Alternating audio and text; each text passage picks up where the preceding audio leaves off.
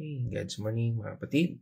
Sa ating pagpapatuloy sa ating God's morning, muli sa oras na ito, tayo po ay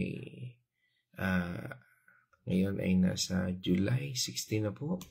At ngayon po araw ng Wednesday, tayo po ay tutungo sa salita ng ating Panginoong Kristo mula po sa Luke 9, verse 23 and 24.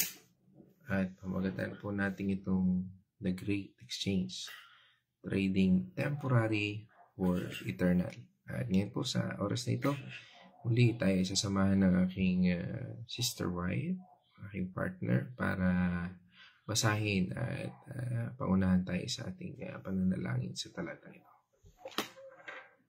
God's morning mga kapatid. Tayo po ay babasa sa Luke 9 verse 23 to 24. At sinabi niya sa kanila, ang sinumang nagnanais sumunod sa akin ay kailangang itakwil niya ang kanyang sarili, pasanin araw-araw ang kanyang cross at sumunod sa akin. 24. Ang naghahangad na magligtas ng kanyang buhay ay mawawalan nito, ngunit ang mawawalan ng kanyang buhay alang-alang sa akin ay magkakamit nito. Tayo po ay manalangin. Panginoon naming Ama, maraming salamat po sa umagang meron kami ngayon, Panginoon. Maraming salamat po sa pagbibigay sa amin ng magandang kalusugan, Panginoon, na aming haharapin ngayong araw na ito. Samahan mo po kami, pangunahan mo po kami, Panginoon, ang puso namin. Manguna ka po, Panginoon, sa aming lahat na gagawin. Maraming salamat po. Pangunahan mo po ang puso ng bawat isa, Panginoon, nang sa ganon, ikaw ang makita at inlayon mo masunod sa buhay ng bawat isa. Ganon din po, Panginoon, ang aming pag-aaralan ngayong araw na ito. Maraming salamat po sa knowledge at wisdom na ibibigay mo sa amin upang maintindihan namin at maunawaan namin ng lubusan ang mga gusto mong sabihin sa amin, Panginoon. Dito po sa mga pinag-aaralan namin ito, nare-reveal po kung gaano kakabuti sa buhay ng bawat isa. Maraming salamat po. Ganun din po pinapanalangin po namin ang mga may sakit, Panginoon, lalo na si Chakinay, si Pastora Belma, si Kuya Chris, at mga taong nakakakinig ng iyong mga salita, Panginoon, na naghihirap sa kanilang kalusugan. Maraming salamat po sa complete healing na ibibigay mo sa bawat isa sa kanila, Panginoon. At Panginoon, ang lahat po ng ito ay aming itinataas sa pangalan ng inyong anak na si Jesus. Amen. Amen. Pagkain ating Panginoon Diyos. At muli sa umagang ito, sabi ko lang dun sa Amplified Version. Sabi doon natin Panginoon sa Kristo, and He has saying to them all, if anyone wishes to follow me, sabi ng Panginoon, as disciple, he must deny himself, set aside selfish interests, and take up his cross daily. It means expressing a willingness to endure whatever may come and follow me. Sabihin po nun, believing in me, comforting to my example, in loving, and if needed be, suffering or perhaps dying because of faith in Jesus Christ. For whoever wishes to save his life in this world, will lose it. But whoever wishes to life, it means for my sake, He is the one who will save it. Napakaganda at ng pangako ng ating Panginoon Diyos. Pero sabi nga, nung sabihin ng ating Panginoong Jesus, yung take up your cross, doon sa Luke 9 verse 23, sabi nga mukhang parang ito ay nakakagulat. Kasi nung panahon po noon, ay ito ay sabi nga ay hindi katanggap-tanggap sa mga Hudyo. Bakit? It's very shocking sa kanila noong panahon na yun. Bakit po? Kasi ang cross ay simbolo po ng public shame. Pagkahiya in public, at kamatayan. Ganun po kasi ang simbolo noon. Bakit? Hindi maintindihan ng mga Hudyo yun. The Jews itself, hindi nila maintindihan. Because it's a public shame. Siyempre, sino man, ayaw na napapahiya para sa buhay natin bilang isang Kristiyano. Ayaw mo na ikaw ay mapapahiya, no? And that is the attack of the enemy. Napansin natin, no? Sa anumang pagsubok, struggle in life, nandyan yung ano kaya sasabihin ng ibang tao, no? Di ba? Nandun lagi yun eh. At doon ang the simple attack na at effective na ginagawa ng Diablo, lalo na kung hindi tayo bumababad sa salita ng Panginoon Diyos, no? This is the thing, the scheme ng enemy sa buhay natin, no? Ito yung public shame, no? At sa panahon noon ay yun yung totally tinukoy ng Panginoong Jesucristo. And very exact, no? Kasi He is a perfect God who knows the proper timing. Lahat po yan, eksakto. Ang Diyos pag kumilos, eksakto po yan. Ibig sabihin, meron siyang plano at purpose, no? Na sa panahon natin ngayon, ang plano pala at tinarget ng Panginoon Diyos by that time is yung kalayaan natin dito to public shame and death. Yan ho ang tinarget ng ating Panginoon Diyos 2,000 years ago. At sa ating kasalukuyang panahon ngayon, ay ngayon lang natin na naunawaan na kaya pala ginawa ng Panginoon Diyos yun 2,000 years ago para maging matatag ako ngayon. At dito sa ating panahon ito, ang ating Panginoon Jesus, sabi nga, nagpapaalala sa atin na tandaan po natin, ang Panginoong Jesus, nung tinawag niya mga disipulo, no, mga disciple niya by that time, which is what we're talking about doon sa 12 disciple, no, literal po, ang kanilang nasumunod sa kanya yung mga disipulo. Naglakad kasama niya. Hindi nung tinawag niya, ikaw pinatawad na ng Panginoon, natapos na yung pagiging Kristiyano niya. No, hindi ho. Dito, mapapansin po natin at balikan lamang po natin ang ilang background ng nung tinawag niya ng talatang ito. Nung tinawag niya kanyang mga disciple, doon pa lang nag-start ang ministeryo. No, sila ay naglakad, no, nakita nila yung kamanghamanghang ginawa ng Panginoon Diyos at pinakita niya ang lahat ng ito, mga hiwaga, paghihirap, pagdurusa, no, totally talagang naglakad sila. Pero by the time, talaga nag-enjoy sila kasi doon lang nila nakita kung paano kumilos ang Diyos, no. Sa panahon natin ngayon, ano ang significant, no, na makikita natin? Sa panahon natin ngayon, medyo parang naiiba, no. Kasi pag tumanggap na sa Panginoon, wala na, ligtas na. Yung ministry, yung paglalakad, ayoko nun. Kasi mahirap yun eh.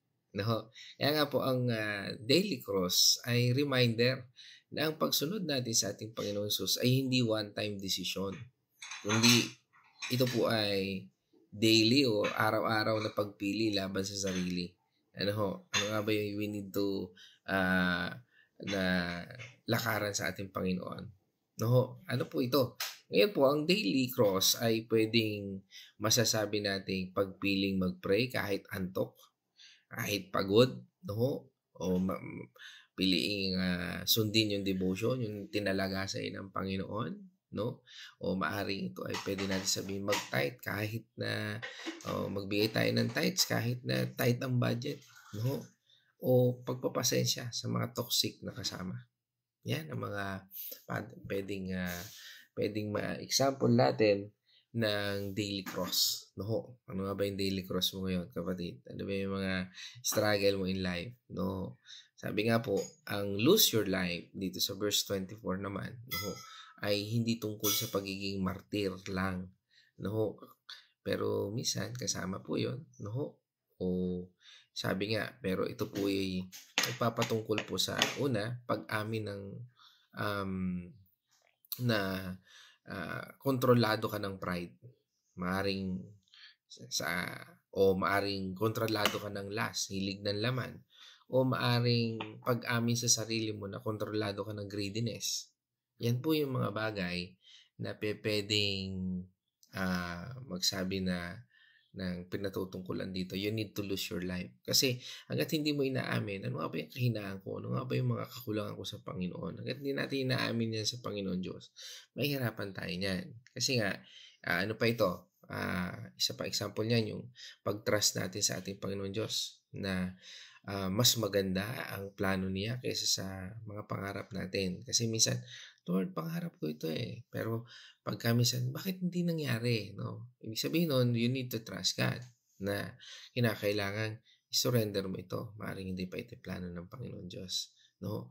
Kasi nga po, ang totoong great exchange ay kailangan din na matranslate mula sa utak natin papunta sa puso natin. No? Na hindi lahat ay puro yes sa Lord. No? Pagka tayo ay nagdi-desire ng something. Kasi mas mabuti po yung plano niya eh. Kaya nga po itong Luke 9 verse 23 and 24 ay spiritual earthquake. No? Niyayanig niya yung pananampalataya mo o yung spiritualidad mo. Sinisira po nito yung mga, sabi nga ay mga maling mindset sa buhay natin. No? That ito pinapakita po nito na God exists to bless us, at winawasak nito yung mindset na God exists to bless my goals.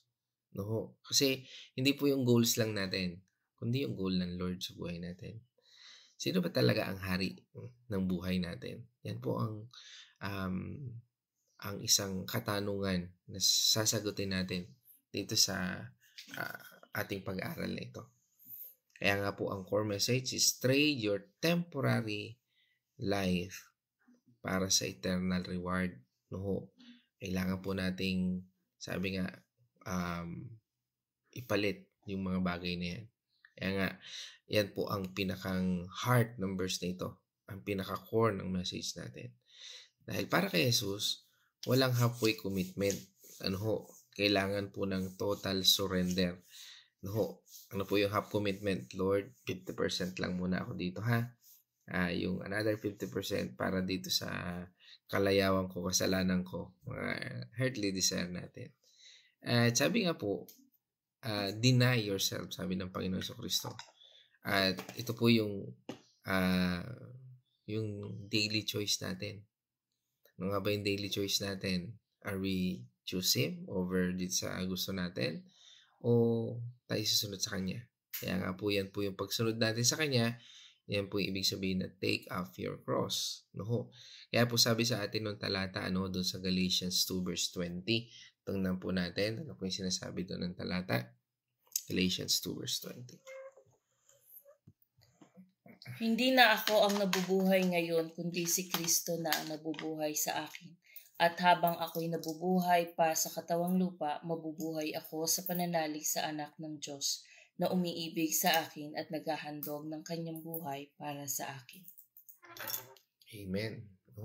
Sabi nga po, ito yung resulta ng total surrender. Ibig sabihin po nito, patay na yung dating ako. Ano po yung dating ako? Yan po yung makasalanang ugali, worldly goals, patay na po yan. Ibig sabihin. At si Jesus na ang nagdidikta ng buhay mo. Ano po yung halimbawa? Kapag may temptation kang magsinungaling, pipiliin mo na ngayon yung maging honest kang kahit mahirap. Kalawa, hindi mo nahahayaang kontrolado ka ng pride mo o ng kasakiman mo, yung greediness. Kasi si Kristo na ang nag-aari sa puso mo. Kaya nga po nasabi din natin kanina, walang 50% Christian sa ating Panginoong Jesucristo. Panginoong Jesucristo. At mapapansin po natin yan, na ang bawat tao ay merong daily struggle. Yun yung ano po yung daily struggle niyan? Yung self versus Savior. Ako muna, bago ang Diyos. Parang ganun. O bago si Kristo. Or, bakit? Kasi pagka minsan pinipili natin yung Diyos, mahirap eh. You need to sacrifice eh. Pero hanggang saan ba kaya mo i-sacrifice? Minsan kasi, we sacrifice because ang gusto natin, Lord, isa-sacrifice ko ito ha, pero ibibigay mo sa akin ito ha. Nakikipag-bartering tayo, bartering. O parang, palit tayo nito, Lord. Bigay ko sa ito, ganon. Sabi nga, ito yung mentality ng mentality ng bawat isa na ako muna. Yung ako muna mentality. Career, relationships, comfort, yan yan yung daily struggle ng Kristiyano. Ano ho, yung bagay nito. Ano ang hamon? What is the challenge? No ho? Challenge po nito, we need to surrender. Alin po natin, kailangan po nating surrender yung control kay God. Kahit di natin gets ang plano ng Diyos o hindi natin makuha yung plano ng Diyos. No? Parang pasahero sa isang sasakyan o sa isang barko, ang Panginoong Jesucristo ang ating kapitan. No? Siya ko ang nagdedirekta ng ating buhay at nagdedirekta, sakay tayo sa Kanya. No? Hindi tayo nagmamaneho. No? Kaya nga po, dito ang hamon natin dito, yung self versus Savior na ito, we need to surrender sa ating Panginoon Diyos. Kaya nga sabi sa atin ng Jeremiah 29 verse 11, no? Alam natin lahat yan, pero basahin natin. Sapagkat batid kong lubos ang mga plano ko para sa inyo, mga planong hindi ninyo ikasasama, kundi para sa inyong ikabubuti. Ito'y mga planong magdudulot sa inyo ng kinabukasang punong-puno ng pag-asa. Amen. So, ano, sabi nga po, ay kahit parang walang sense ang mga nangyayari sa atin ngayon, no? Maaring nandun ka sa area ng broken relationship o maaring failed dreams, mga pangarap na parang tila mo gumuguho, no? Lagi po nating tandaan, ang Lord, lagi po yung may masasabi natin parang hidden agenda no? Ganyan po si Lord. Bakit? Lagi may plano ng mabuti para sa buhay natin. At kaya kung minsan, yung answer na no, yan yung ayaw nating marinig kay Lord. No? O yung ayaw nating makita, maranasan kay Lord. Laging gusto natin, Lord, laging pabor. Laging yes. No? Pero tandaan natin, yung no ni God sa prayer natin, maaring yan para sa promotion natin, no? Ay maaring direction yan o redirection ng Panginoon para iiwas ka sa mga toxic na boss, no? Binigay nga sa iyo yung promotion, tapos ang boss mo naman pala doon parang sabihin natin ay dragon o talagang toxic, no? Nagsisimula ka pa lang, ayos pala ng buhok mo, makeup mo o ano pa man ang talagang big deal na sa kanya, no? Kaya nga po, kaya punta naman tayo sa relationship, maaring yung heartbreak, no? O yung pagiging heartbreak mo, baka training ground yan para sa maging mas matibay ka sa future. Yung heartbreak, hindi lang po yan yung relationship sa boyfriend, no? O sa mag-asawa, yung heartbreak natin, maring na-heartbreak ka sa isang mga bagay na ine-expect mo, negosyo, whatsoever, na-heartbreak ka kasi hindi natuloy, no? Yung mga plano, no? Na-heartbreak ka dyan, maring tandaan natin, no? Pinapakita lang yan sa iyo ng Panginoon kung maging matibay ka sa future.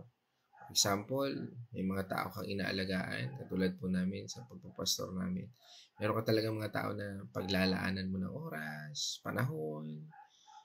Minsan ma-heartbreak ka kasi pag nakita mo na hindi ka na-heartbreak dahil lumayo sa'yo. Pero pag nakita mo na kalimitan kasi, no, na yung talagang sinasamahan natin, no, pananalangin para doon sa kanyang tapos pagka nakamit niya na yun, no, biglang sin zone ka na lang sa kanya, wala ka nang halaga sa kanya. Again, hindi ka ma-heartbreak doon sa bagay na yun. Ma-heartbreak ka yung hindi mo na siya nakikitang mag-pray, hindi mo na siya nakikitang heartbreak ka kasi nakikita mo bumabalik na siya doon sa makamundong gawain. Kaya ka na-heartbreak kasi minsan naisip mo babalik na naman ito sa'yo, bugbog na bugbog, wasak na wasak, tapos aayusin mo na naman. Although si Lord ang nag-aayos niyan, pero nakikita mo minsan, kaya ka na-heartbreak. Minsan gusto mo sabihin, tigas-tigas kasi ng ulo mo no? Parang gano'n, Pero lagi nating tatandaan, may plano Lord because He will shape you Ikaw ang inaayos minsan ng Diyos, akala mo inaayos mo siya. Hindi, minsan ikaw inaayos ng Diyos kasi ang gusto ng Panginoon, mas maging matatag ka. Kasi there's a very mas marami pang tao ang pwede mo ma-encounter at training ground lang sa iyo yan, maaring first step lang yan sa iyo para mas marami kang matulungan na tao at makita siya sa buhay mo. And that is the goal of God sa buhay natin. Hindi siya maaring magkamali. Ang Diyos, wala siyang pagkakamali. Kahit mukhang malabo ang plano niya. Punta naman tayo sa isang maling mindset pa rin. Yung temporary versus eternal, makikita po natin dito eh. Kasi ang mga tao ngayon, madaling mag-focus na makukuha ngayon. No? Kaysa doon sa pagpe-pray, pagba-Bible study. Hindi muna yun ang priority ko. Kasi ang priority ko ito muna, ganito muna. Laging ganun ang tao. No? They are based on temporary kaysa doon sa eternal. No? Kaya po yan yung laging status. Pero sabi ng Panginoon, seek ye first the kingdom of God. Di ba? Matthew 6:33. Nalilimutan natin yun. Maaring nasa dila lang natin, nasa isipan natin, pero wala sa buhay natin. Meaning to say, wala sa pagkilos natin at wala sa puso natin. Kaya nga po sabi ng Panginoon Diyos, di ba? Kung doon sa Matthew 6 verse 24, no? Tungyan po natin yun. Walang aliping nakakapaglingkod ng sabay sa dalawang Panginoon sapagkat kapupuutan niya ang isa at iibigin ang ikalawa. Paglilingkuran ng tapat ang isa at hahamakin ang ikalawa. Hindi kayo maaaring maglingkod ng sabay sa iisang Diyos at sa kayamanan. Okay, no? Kaya doon, no? You can serve two masters. No? Kung yun ang priority mo, mawawala rin yan. Pero kung isa-sacrifice mo para sa Panginoon Kristo, ibibigay niya ang totoong buhay. Yun po yung pangako ng Panginoon Diyos. Kaya nga yung minsan, nakabase tayo doon sa mga temporary action natin, no? Yan, career, ganyan. Okay yan. Walang problema dyan. Pero involve mo si Lord. What I'm saying, hindi naman pwedeng, huwag ka na magtrabaho. Hindi po ganun. It's not literally sinasabi ng Panginoon. Pero yung mas mahalin mo yung trabaho mo, hindi mo na ini-involve si Lord sa buhay mo. And that's wrong. Dito, clear ang ating Panginoong Yesus. Pili ka lang ng isa. O ang priority mo ay pera, career, o social status, yan po ay mammon. Meaning to say, for the love of them. Again, hindi po masama yon. Ang masama, yung mahalin natin, yung mas over sa ating Panginoong Diyos. Lagi po nating involve ang Lord. Halimbawa, kapag ginagastusan mo yung luxury, imbes na sabihin ay tulungan yung mga kamag-anak o yung mga tao sa paligid natin, no? Halimbawa, humingi ng tulong, no? Tulong ha. Hindi utang kasi ang utang minsan nagiging resulta yan ng paglayo ng isang Kristiyano eh. Kaya mahirap po yung ganun eh. May nantulong sa iyo, no? Ay may bibiling kang gamit mo, no? Minsan pwedeng doon ka na lang sa class A kaysa doon sa kaysa naman hindi mo maibigay yung tulong, no? Sabi nga, you cannot give what you don't have. Pero pag binigyan ka ng Panginoon Diyos, make priority. So minsan diyan ay nagkakaroon ng struggle eh. No? Ano nga ba yung gagawin ko, no? Tandaan po natin, sa panghalimbawa nito, kapag inuuna natin yung mga makakamundong bagay nito, minsan yung overtime, sa trabaho, okay yan, minsan, no? Pero minsan, tingnan mo rin, anong pangangailangan ng pamilya mo. Minsan, kailangan nila ng oras, panahon, no? Minsan, hindi natin alintana na dahil sa overtime, minsan, sira na pala yung pamilya mo. Sira na yung relationship mo. And that's part ng ating pinag-aaralan ngayon. How to focus on eternal versus do sa mga temporary. Sabi nga, maraming comment din sa Facebook, no? Ang trabaho mo, kahit na gaano ka kagaling, pag ikaw ay nagkasakit na wala, papalitan ka lang eh. Di ba? Pero yung memory ng pamilya mo sa'yo, that's, habang buhay sila, maalala ka nila. Ano yun? Maalala nila kung how you give time to them, paano yung oras mo, yun po yung aalalahanin nila. Kaya nga po ang promise dito ng ating Panginoon Diyos, no? Pag pinili natin ating Panginoong Diyos, siya mismo mag-aayos ng priorities. Ayan, at bibigyan ng tunay na kasiyahan.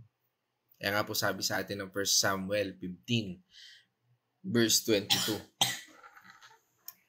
Sinabi ni Yahweh, akala mo ba'y higit na magugustuhan ni Yahweh ang handog at hain kaysa sa pagsunod sa Kanya? Mas mabuti ang pagsunod kay Yahweh kaysa paghahandog, at ang pakikinig ay higit na haing taba sa lupa. Sabi nga doon, obedience is better than sacrifice.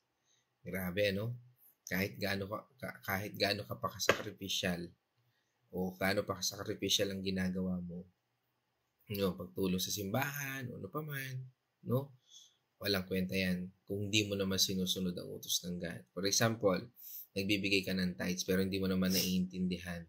There's no obedience at all. Parang nag-sacrifice ka lang for example, bigay lang ako ng tithes pero hindi mo naman naiintindihan. Nagiging mapagmalaki ka.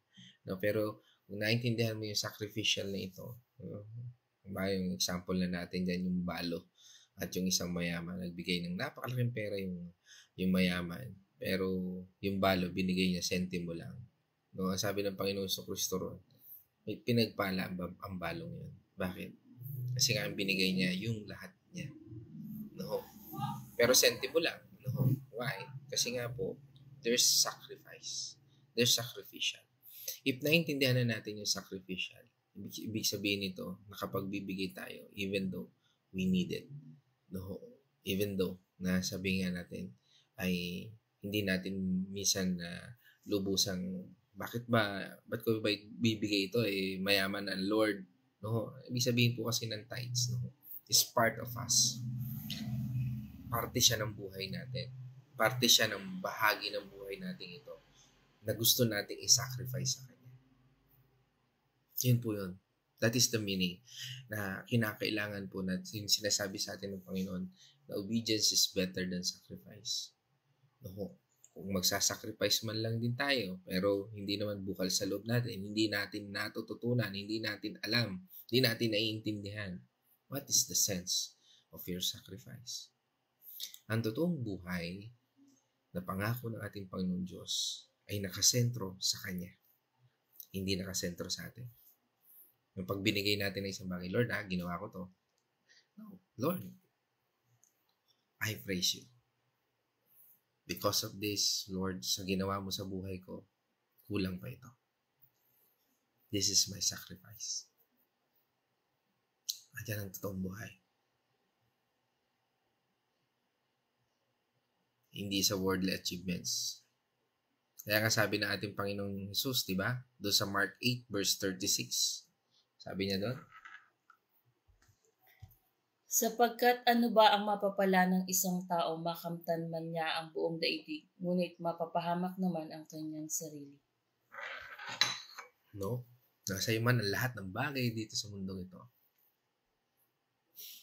Pero ang spirito mo, ang kaluluwa mo, ay nabubulok. Anong silbi nito?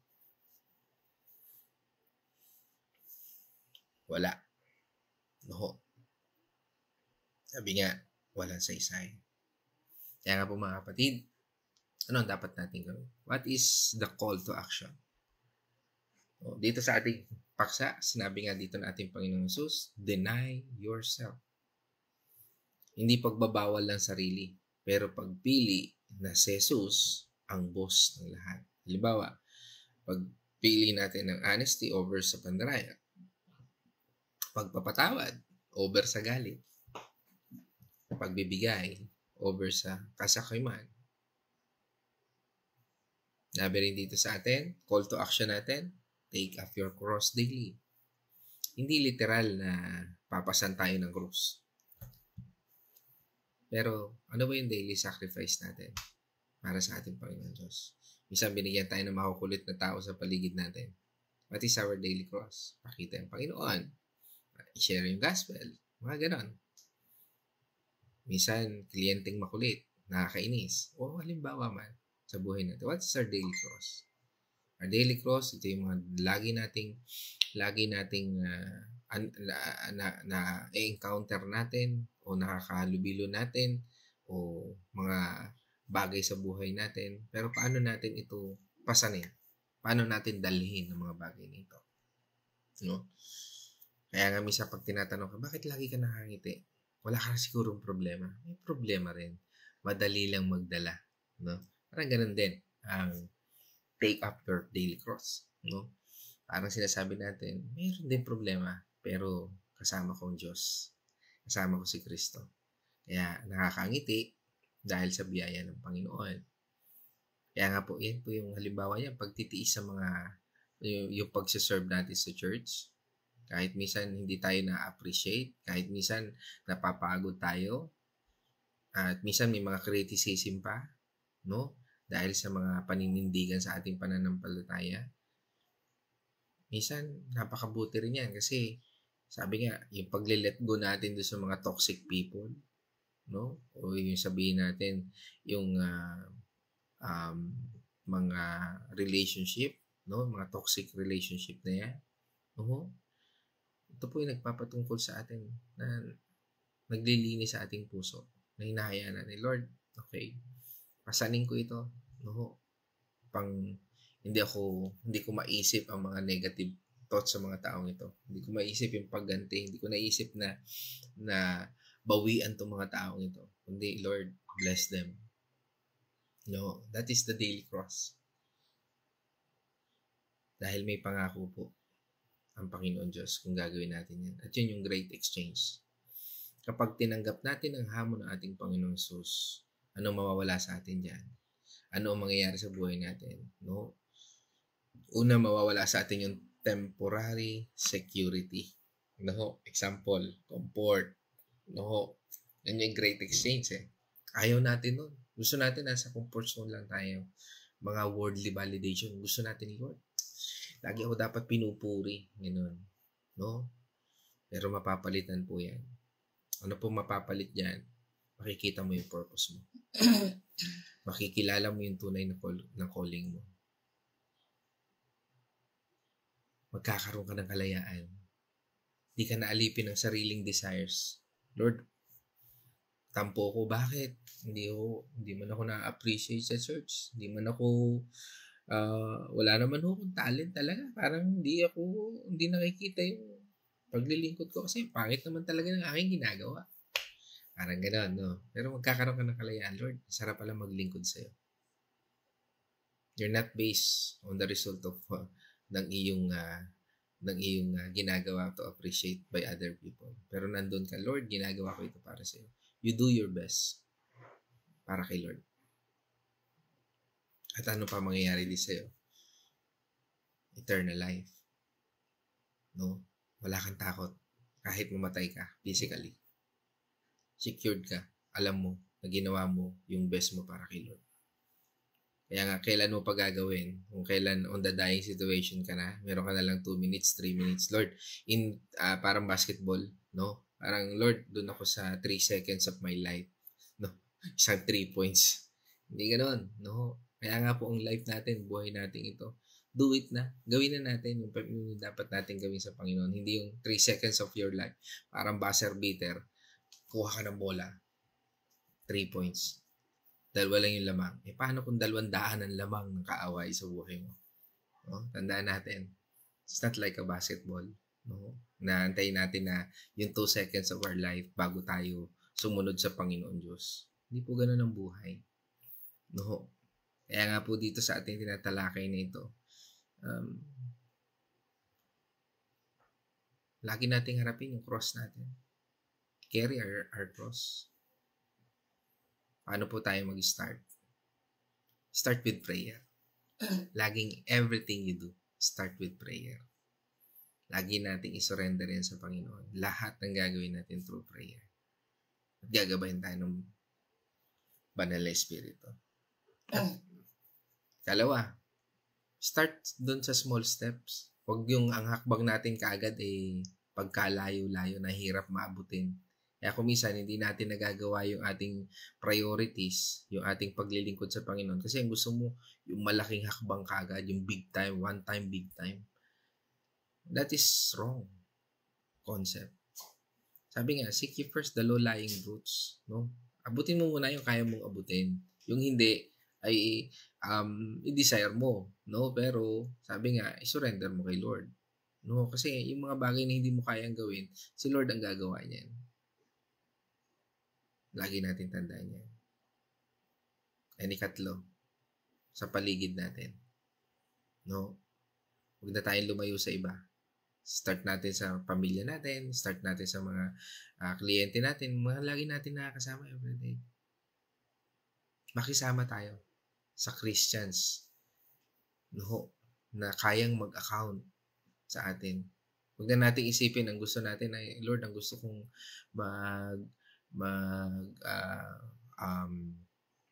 maging accountability partner ko ay si Pastor Jeremiah, David Jeremiah. Ano yun? Mahirap abutin natin yung mga taong hindi natin kaya abutin. Yun, nandito lang. Yung binigay sa'yo ng Panginoon. Maaring pastor mo, magulang mo, kapatid mo. Start with that. Makikita mo. Iaahon ka ng Panginoon Diyos. Kaya nga mga kapatid, dito sa ating talatang ito, what is the key reminder? No? Ito pong great exchange ay hindi transaction. O parang yung sabi nga natin kanina, yung pakikipag-barter sa ating Panginoon Diyos. Na Lord, gagawin ko to, gawin mo ito sa akin, ha? Hindi ganoon. Kundi ito po isang relationship. Hindi mo kailangang maging perfect. Basta willing kang magpabago araw-araw sa guidance ng ating Panginoon Diyos. It starts with now. Simula tayo ngayon. No? Na paano natin start yung relationship with God. Kaya mga kapatid, sa ating pagtatapos, kung ang buhay natin ay parang spiritual receipt. No? Ang Luke 9 verse 23 ay ang reminder ni God. Kapag tinanggap mo ang great exchange na ito, ang kapalit ng temporary mo ay surrender, no? Ay higit pa sa lahat sa pwede mong ma-imagine o ipag-pray sa Panginoon. No? Hindi po ito parang easy installment plan, no? Hindi po pwedeng, Lord, 50% muna. No, ang puso ko, ha? Sa next life na yung iba. Si Jesus ay nag-aalok po sa atin ng full-time relationship. No? Hindi part-time na commitment. Oo, mahirap. Oo, masakit. Minsan. Pero ang promise ng ating Panginoon Diyos, no? Sabi nga doon sa 2 Corinthians 12 verse 9, no? Ako mismo magiging strength. Sabi na ating Panginoon sa Kristo. Siya mismo ating magiging kalakasan sa bawat hakbang ng buhay natin. Kaya kung ano ngayon, no? Maaring meron kang thorn in the flesh o yung meron kang pagdurusa, no? Maaring nagiging tanong sa'yo o na takot ka bang mawala ang comfort zone mo, no? Yan, i-realize natin. O maaring nahihiya kang maging sabi nga ay isurrender ang lahat para sa ating Panginoon Jesus na parang tila ba, parang nababaliw na itong taong to sa paningin ng mga kaibigan mo, pamilya mo, no? Minsan, yung struggle natin. O minsan, nakikipag-agawan ka pa kay God sa control ng future mo. Lord, hindi yan ang will mo. Ito yung will mo. No? Parang gano'n. No? Tandaan po natin. It starts with small step. No? Minsan, naka-start yan talaga sa ano yung small step natin, yung pananalangin, no? Sa halip na minsan i-ghost ang konsensya mo. Yung ibig sabihin nito, yung pakinggan mo ang tinig ng sarili mo, no? Pakinggan po natin ating Panginoon Diyos kung ano yung sinasabi ng ating puso. Kasi ano naman yan ipapakita sa iyo ng Panginoon. Sa halip na mag-overthink ka, magdasal ka. Pagdasal mo kay Lord na, Lord, di ko kaya mga ito mag-isa. Kunin mo yung control. Kahit minsan masakit. Yan po yung pag-surrender sa Panginoon. Dahil ang totoong buhay ay hindi nakikita sa likas na social media o yung diyan sa mga pagpo-post mo sa Facebook o maaring sa digit ng bank account mo o sa title sa trabaho mo. Nakikita po ito sa kapayapaang dumadaloy kahit sa gitna ng bagyo. No, sa kagalakan kahit walang dahilan. At paghilom ng mga sugat na yung dinadala. Sabi nga, yan po ay hindi magtatagal. Kaya mga kapatid, sa ating pagtatapos, huling reminder na lang, ang buhay po natin ay parang laro ng basketball. Ginagamit natin kanina yan, pero gagamitin naman natin in a good way para sa mga basketball fanatic. No? Si God ang coach. Tayo ang player. Kapag sinusunod natin ang play niya, ang play ng ating Panginoon Diyos, kahit mukhang imposible ang shot, mananalo pa rin tayo sa uli. Pero kapag tayo ang nag-dictate ng gagawin, talon ka ng talon, tira ka ng tira, pero wala naman palang walang mangyayari. Kaya mga kapatid, ang goal natin ay sa ating Panginoon Diyos. Kung mawala man ang lahat, okay lang. Basta nandiyan ang ating Panginoon Jesus. Sold na yun, mga kapatid. Again, purihin na ating Panginoon Diyos. At yan po ako magtatapos. Ngayon naman po ay ibibigay ko ang ibang bahagi sa aking partner para sa kanyang reflection. God's morning muli, mga kapatid. Ito pong napag-aralan natin ay ang daily cross natin daily cross ng buhay natin na pinapasa natin ng may pagsunod sa ating Panginoon. Dito po narinig natin na ang pagsunod sa Panginoon ay ibig sabihin yung pagkawala, lose your life, pagkawala ng iyong buhay. Sapagkat yung mga ang ibig sabihin po, ang mga dati nating kasalanan na ini-enjoy natin ay atin ang iiwanan. Atin ang surrender sa ating Panginoon. Surrender natin ang ating buhay, totally surrender. Hindi kagaya kanina narinig natin, half lang, 1/4 lang, 3/4 lang. Buo po, 100% nating isusurrender sa ating Panginoon ang ating buhay, ang ating mga kasalanan, sapagkat hindi po natin siya masusunod kung nananahan pa rin ang kasalanan sa atin, kung hindi natin iiwanan. Nabanggit din po kanina, dapat tayong mamili lang ng isa, hindi yung kasalanan ba o ang Panginoon. Yung bang ini-enjoy mo sa buhay mo o yung pagsunod mo sa Panginoon, aalisin mo yung mga kasalanan na yon na nag-i-enjoy ka at susunod ka sa Panginoon. Narinig din po natin kanina yung about sa material na bagay. Kung meron mang kamag-anak or mga nasa paligid natin na naghihirap, walang makain, pero gusto mo din bilhin yung bagay na material, anong uunahin mo? Ang pagtulong ba o yung sariling kagustuhan mo? Yun po ang mga bagay na kailangan nating ipanalangin sa ating Panginoon. Yun po yung mga dapat nating sundin sa ating Panginoon. Yung bang makatulong ka sa kapwa mo o sarili mong kagustuhan na nag-enjoy ka. Oo nga na nakamit mo pero hindi naman totally ka masaya kasi alam mo mayroong taong naghihirap na kailangan nung mga ipinambili mo doon. So yun po, mga bagay na pinamimili tayo ng Panginoon kung susunod tayo sa Kanya o susundin natin yung sarili nating kagustuhan.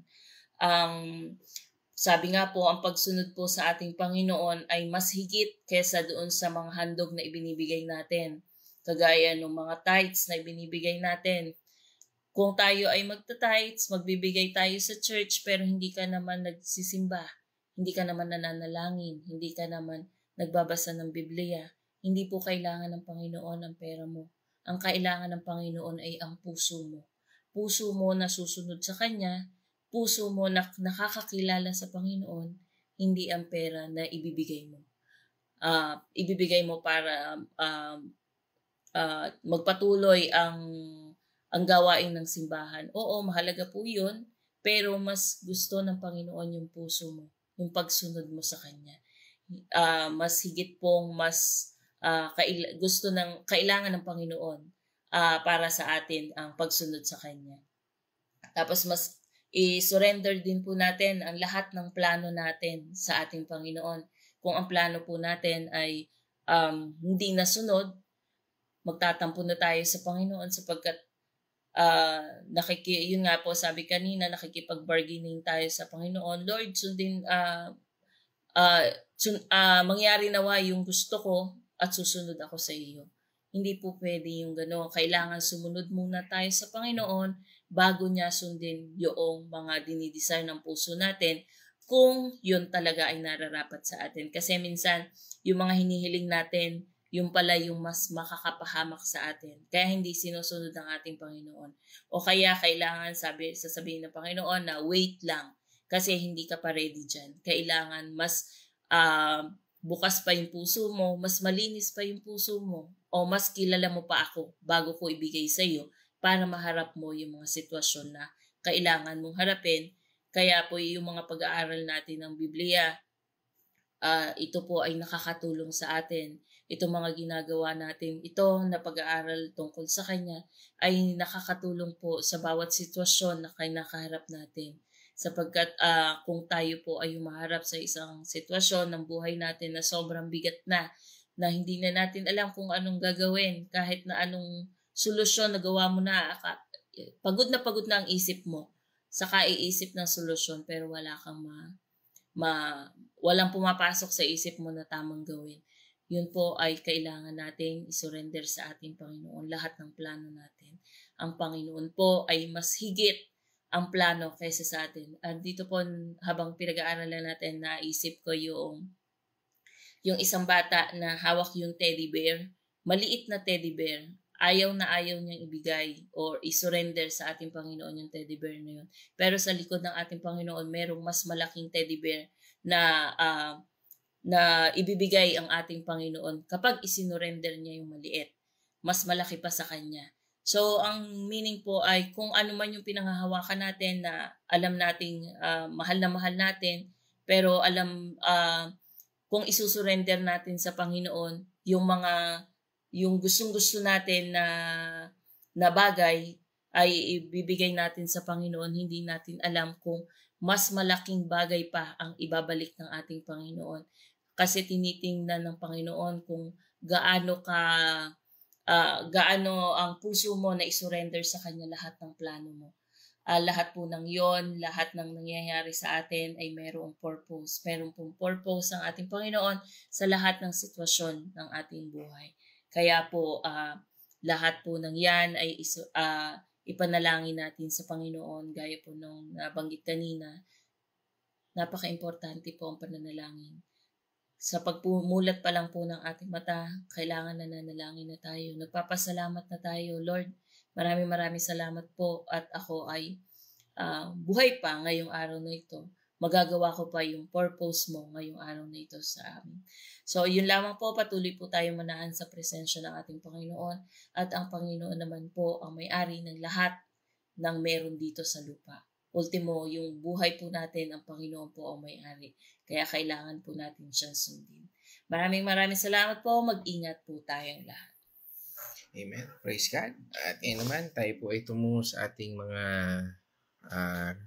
kapatid online. At tayo po ay pinungunahan mula po sa church namin dyan sa Bulaking Chao. No? Pinungunahan po tayo ng Malasmas, Artillaga, no? Sa pangunguna po ni Ate Marta. No? Mamaya ho ay meron ulit kaming Bible study nga po pala, no? Nasa chapter 4 na po pala kami. Yon, chapter 4 na ng 2 Timothy. And if you want to join, alas 8 po ng gabi yun. No? And you are welcome. Everyone is welcome po. Okay, so yan. Pinungunahan po tayo at sinugundahan po naman tayo ng mula po sa bayan ng Liliw, Laguna, ni pangunguna po ni Nanay Edna Arocena po ang kanang Arocena. At again, at kasama rin po natin ang aming Kuya Chris, no? Yan, mag-asawa si Ate Marta at si Kuya Chris, ano ho. Diyan sa Bulacan, ang Silang Artillaga, no? Yan, represented by Kuya Chris, no? At sa lugar naman po dito sa Balitay, San Pablo, Concepcion, muli sinamahan po tayo ni Ate Carmelyn Tanyo, no? At batiin natin ang buong angka ng Azucena Tanyo. Yan. Ang una po ni Ate Carmelyn Tanyo. At mula naman sa Nova Church yung kay Pastor Jason Nerado, no? Kasama natin si Mika Ira Noble, tama ba? Parang yun, no? If I'm not mistaken, no? Ito yung mga masisipag na evangelist ng church doon sa church ni Pastor Nerado. Kasama natin yan ngayong umagang ito. Purihin ng Diyos sa buhay mo. Kung parang ito yon, no? Parang siya yung aking napapanood sa Facebook, no? Sila yung masisipag na nagbabahagi ng salita ng Panginoon Diyos sa saan man lugar, no? Kung saan sila nakakarating just to share the gospel.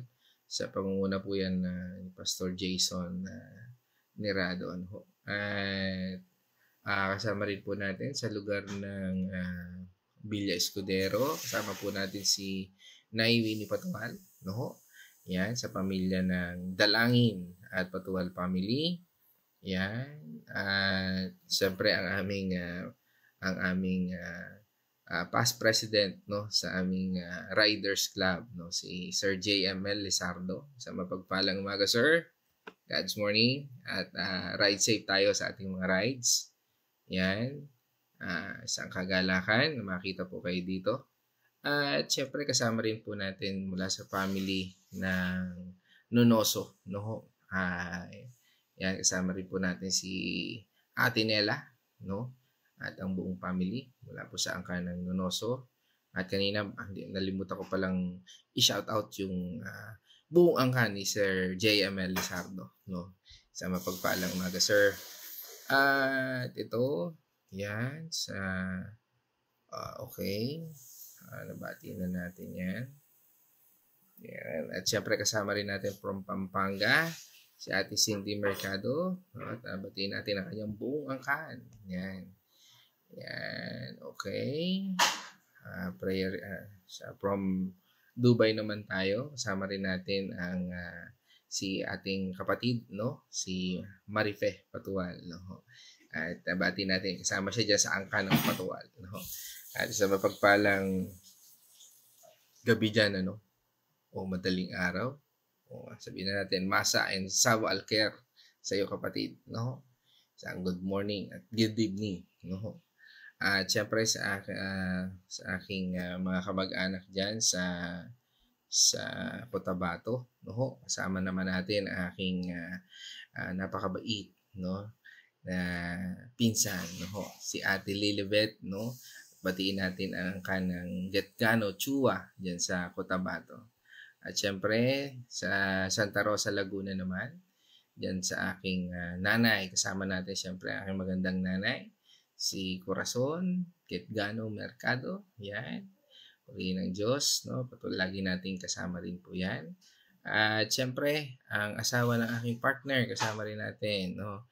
Ang si Ate Tina Capadosa mula po dyan sa Kapas Tarlac, no? Isang mapagpalang umaga sa iyo, Ate Tina, at sa buong pamilya at buong angkan, no?